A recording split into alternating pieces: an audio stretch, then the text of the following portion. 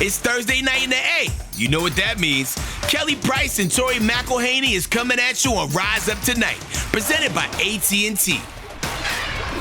There's quite nothing like that post-buy, post-dub glow. Really, Tori, that's what you're rocking. I still got a baby at my house. Not a lot of R&R going on there, but you look tanned and rested. Thank you. That's what 6 days in the Dominican will do for a girl. And honestly, it's needed because, boy, do we have a lot of season still left to go. Ain't that the truth? And what more could provide even more juice than rocking the red helmets coming out of the bye this week? The Atlanta Falcons haven't played football in 11 days now, and last time out was worth talking about as well. Let's huddle up about it, y'all. Let's huddle up with Kelly and Tori on the world of Falcons football. So you know when you order something at a restaurant and it comes out not as Instagrammable or quite like you imagined it would? That was kind of the Falcons offense through the first 3 games. Just 3 touchdowns, 7 field goals. Not exactly the production you thought this roster was capable of. So then week 4 rolls around, 435 total yards of offense. Michael Penix Jr. passing for 313 of them. Yes, waiter, that looks much more like I thought what I was ordering. So I've got a 2-part question for you, Tori. Why did the order take so long to get to the table? And more importantly, which team is the Falcons? The one that laid an egg in Carolina or the one that we saw score 4 times against a playoff contender? Oh, Kelly, you're hitting me with the really tough ones. Questions with no singular simple answer, I may add. But I think I do have a statement that maybe circles the drain a little bit. That week 1 loss to Tampa, the further we get from it, the more we see that the Bucs and Baker are for real. One of the few 1-loss teams left. They're legit contenders. Now that Minnesota game, did the Falcons score a ton? No. But looking back, they did move the ball pretty easily between the 20s. And then against the Commanders, we finally saw the offense we expected from the jump. So we have to look at the full picture, right? And honestly, the old cliche is true. It's never as good or as bad as it seems, except for that Carolina loss. We can all agree that was bad. But I would like to think that that doesn't define this team. Now they've got 2 primetime chances to prove me right about that or wrong. That's fair. Meanwhile, can we give this defense its flowers? The #1 overall defense in the National Football League. You heard me, #1. They're also tops in passing yards allowed per game, 135 average. Overall, they've held every offense they've faced to under 300 yards. But this week, the reigning MVP is rolling into town. How can this unit contain Josh Allen and the Bills' offense? So this defense is way ahead of where I thought they'd be just 5 games in, especially with so many young faces. I was ready to give them time to gel, but they're already doing it and doing it in style. So now you make a great point about Josh Allen. He's one of the most physical quarterbacks they'll face all year. He's going to get out of the pocket, so it'll be about limiting the damage when, not if, he does. And that's the next step for this defense, right? Containing a mobile quarterback like Josh Allen. So I wouldn't be surprised if we see a quarterback spy deployed on Sunday, maybe Caden Ellis, Divine Diablo, heck, even Jalen Walker could be an option. It'll cost the Falcons a blitzer, yes, but with how well I think this D-line is playing overall, they might be able to pull it off, at least for 1 game.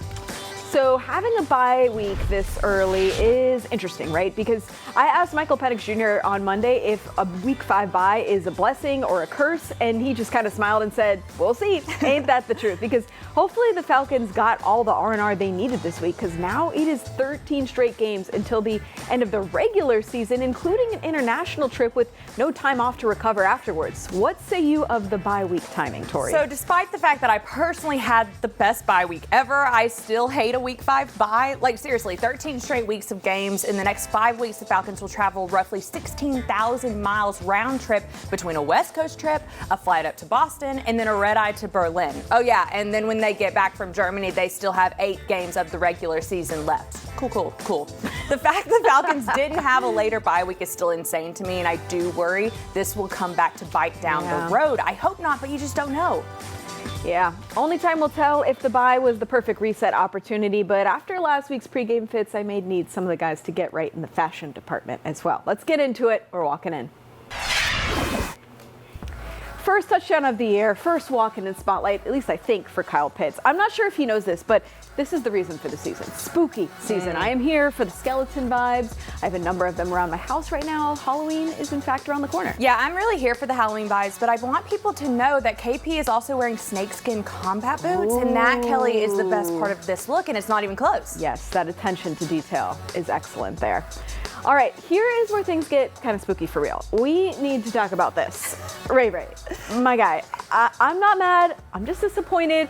The only justification I will accept is if his kid bedazzled this sweater as an art project of some sort for him, or maybe it's just too high fashion for me. I don't know. Here's the thing, Kelly, about this fit. Would I wear it? No. But I'm glad someone did, because let's be real, it makes this segment so much better and trendier, yeah? I do love the beret and the shades, though. I do love that part of it. All right, Kadero Hodge kind of giving me like Steve Urkel, nerdy boy vibes here. I cannot decide if I actually like it. I think I might have liked it more if he lost the belt buckle and the shoelaces weren't so distracting. When it gets down there, check those out, because what is going on there? Hey, get in the shorts while you can. We're manifesting sweater weather out here, right? No, see, Kelly, I actually like the belt buckle. Okay, I thought it actually elevated the look. I think it's called unique, you know? Again, probably above my pay grade here. This feel like it's a passion to me. Like, it's real, it's not a job to me.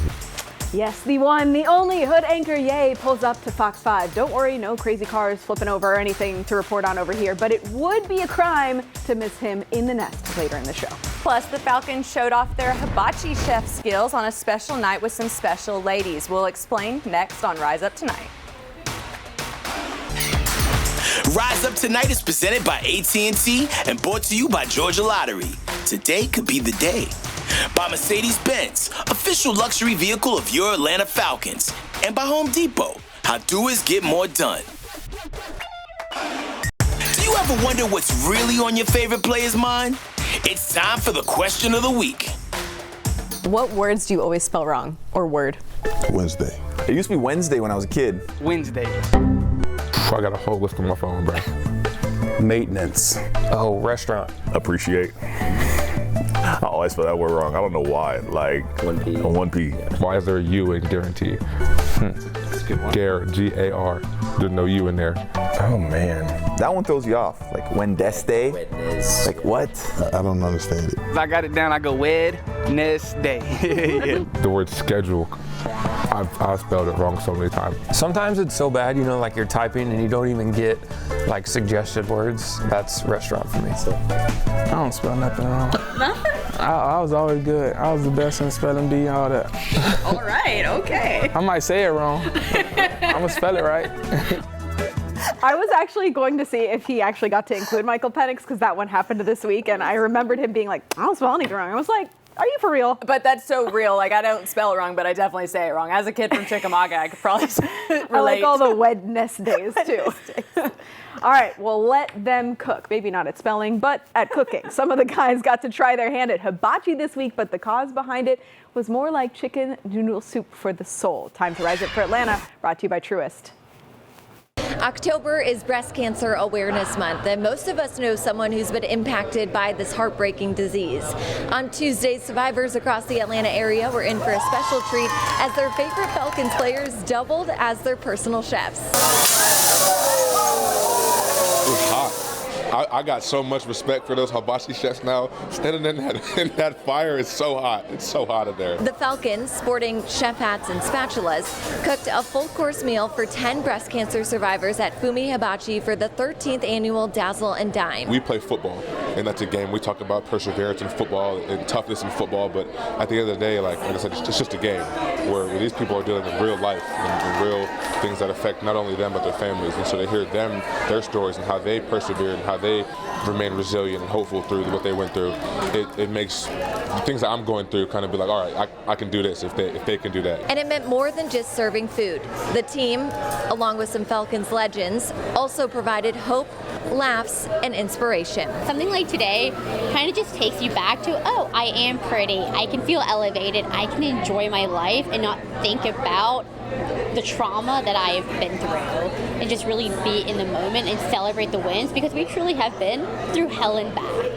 And so it's just kind of this nice little like, hey, you've done this, you have been strong, we want to applaud you and show other people what else can be done too. The grief of cancer is something familiar to offensive lineman Chris Lindstrom, who lost his mom to ovarian cancer in 2021. You talk to these women, and there's so many similarities in the fight that they're going through that my mom went through, and it's amazing just the courage and will that they have to persevere every day. In Duluth. Lexi Bowden, Fox 5 Sports. And those inspiring ladies were also treated to a spa day and shopping prior to the dinner like the queens that they are. Thanks for that story, Lexi. And Tori, you actually emceed the event. Was that your favorite moment, the Chris egg flip moment? It absolutely was. I mean, the fact that I don't think he realized his own strength. Like, they were practicing before they started. And then he just did the whole thing and went everywhere. I like the Falcons Instagram account said about that. He thought the roof was open, and that's why he did that. That's a good one, yeah. That was funny. All right, switching gears, but still speaking of inspirational journeys, we'll go in the nest with Hood anchor Ye and talk about how he's worked to become one of the most popular social media accounts in the A. Coming up next on Rise Up Tonight. Welcome back to Rise Up Tonight. Let's head in the nest with Kelly, Tori, and this week's special guest, brought to you by Mercedes-Benz. Y'all, I am so excited about this week's In the Nest guest. You guys know him and you love him. Hood anchor Ye. You have like 100 million followers. I feel like 100,000 followers. Yeah. Million was a lot. 100,000 followers. Yeah. He brings you all the Atlanta news in the only way that a true Atlantan, AT&T truly can. I just want to know, like, first off, how you got into this. Like, what is the background that you have that got you into this kind of spot that you're in? Well, when I first started, it really was kind of like accidental. Like, I just came across a scene and then I just started commentating. Like, so I looked at it like commentating. I'm like, oh, I'm commentating or whatever. And then I told somebody to record me. I ended up posting on social media. And then once I posted on social media, it kind of went viral. So I'm like, hold on.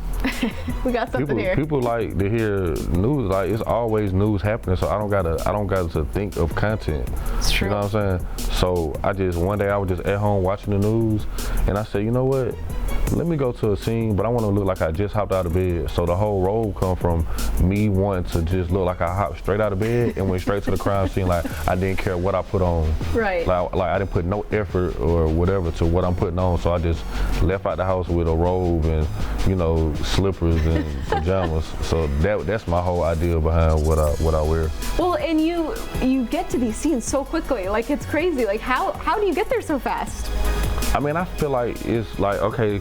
Like, you're getting there when cars like are actively on fire. You're there like in it. You gotta think about it. When stuff happens when stuff is happening, the community is just telling me. Mm-hmm. So the same time they telling me, 911 is responding. Mm-hmm. Or I'm getting told before 911 even responds. That is wild. So that's why I'm getting to the scene so fast, because it's like, and then I think a lot of times it's the right place, the right time, and then this happening, somebody might DM me or send me a text on the number that I got on my profile, like, hey, this going on, and I'm heading straight there.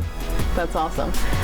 So tell me about maybe your favorite moment doing this so far, because it's obviously ballooned so much. You've heard, like you said, from the community. Is there a favorite moment that you've had doing this so far? Yeah, probably when the Falcons reached out to me to do a partnership. That's pretty cool. So I was like, man, like, I'm doing something great. If the Falcons want to do something with me and want to work with me, and especially when y'all want to do a story on me, so I'm like, those are the highlights of like to confirm that I'm on the right path. Yeah, and I want to talk about the Falcons too. Like, what is it like to have an NFL team want to work with you because of this thing you kind of, like you said, started accidentally? It's just amazing. I really just can only thank God and just really appreciate the whole Falcon organization for reaching out to me and wanting to work with me. What was it like going? I know you got to go to training camp. I'm sure you'll get to go to some games. Like, what has all of that been like to see, you know, like athletes up close and personal and whatnot? I mean, it's just a great experience. You know what I'm saying? I feel like anytime I get the opportunity for something like that I just be thankful. You know what I'm saying? That I'm in position to even, you know, speak to certain people and interview them and work with them, like every aspect of it. Do you ever get recognized now, like going out to the grocery store, just like out in Atlanta, if you're not wearing the robe and everything? Yeah, that surprised me the most when I don't wear nothing. You know, they be like, "Who that guy?" I'm like, "Who that guy? Where he at?" like how you know that's me? Like we know you. I'm like, okay. Is there anything that you've experienced, like, you know, anyone saying thank you for doing this, or even like maybe a victim or something like that has reached out or something, like anything on that side of it that has been rewarding for you to do this?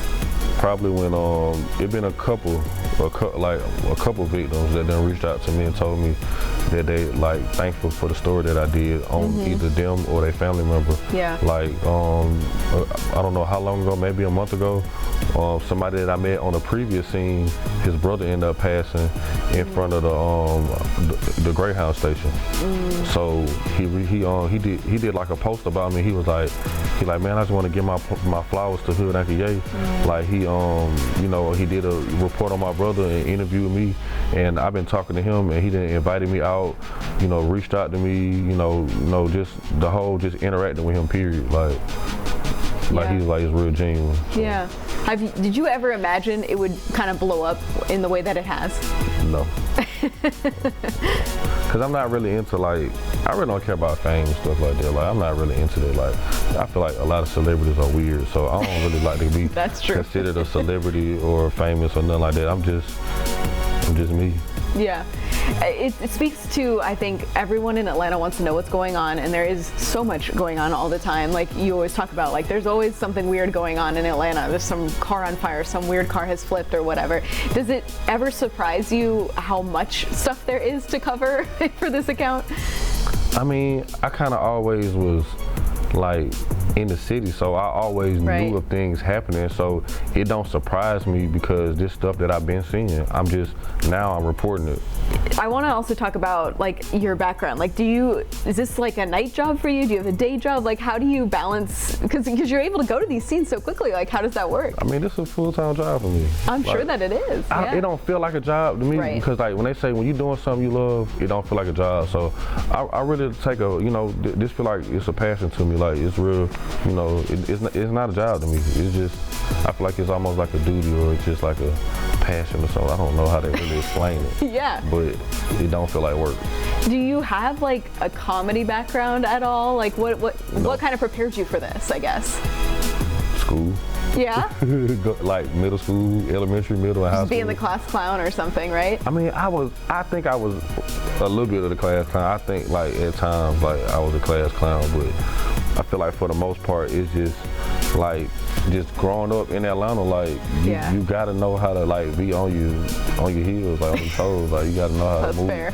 You gotta be quick with it. You know what I'm saying? Like, I don't know what to call it. Growing up in Atlanta, I mean, I'm sure you saw Falcons of yore, Michael Vick times and all those things. Mike Vick. What is maybe your favorite Falcons memory growing up here? Probably like with me growing up was probably like the era of Mike Vick when he was on the cover of Madden, and when we used to have to, we used to be like nobody could pick the Falcons because Vick was unstoppable on Madden. Right. So we used to have a thing where nobody, like if we played each other, we couldn't pick the Falcons. Is there another Atlanta sports team that you want to collaborate with, or that you are really a big fan of? I want to collab with everybody, the Hawks, the Braves, the soccer team. Like I'm trying to be everywhere. Yeah. He is everywhere. Hood Anchor Ye, you guys. Thank you so much for joining me. I really appreciate your time. Go check out his videos if you somehow haven't already seen them. He's a great news source, honestly, for Atlanta. Thanks for joining us. We'll be right back on Rise Up Tonight. Hey Atlanta, this is Head Crack talking, and you watching Rise Up Tonight, presented by AT&T.